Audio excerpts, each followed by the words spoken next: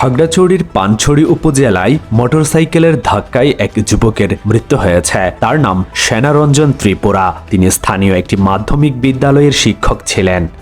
কক্সবাজারে 10 বছর আগে বিদ্যুতের চাহিদা ছিল 42 মেগাওয়াট, আর এখন 150 মেগাওয়াট। দিন দিন জীবাশ্ম জ্বালানির চাহিদা বাড়লেও নবায়নযোগ্য জ্বালানি শক্তি উৎপাদনে তেমন অগ্রগতি নেই। অতীতে নবায়নযোগ্য জ্বালানি উৎপাদনের কিছু প্রকল্প হাতে নেওয়া হলেও সম্ভাব্যতা যাচাই না করে প্রকল্প গ্রহণ, অনিয়ম, দুর্নীতি ও তদারকির অভাবে প্রকল্পগুলো মুখ থুবড়ে পড়েছে। কুতুবদিয়ার দুটি বায়ু বিদ্যুৎ প্রকল্প কয়েক বছর ধরে অচল পড়ে আছে।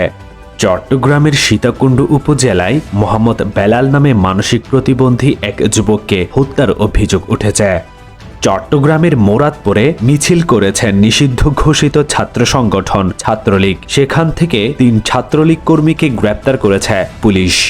মিরসরাইয়ে গ্যাসের চুলার ধোঁয়ায় দম বন্ধ হয়ে মারা গেছেন সামিনা আক্তার নামের এক গৃহবধূ। রবিবার বেলা 12টার দিকে উপজেলার মায়ানী ইউনিয়নের আবুতুরাব বাজারে এই দুর্ঘটনা ঘটে।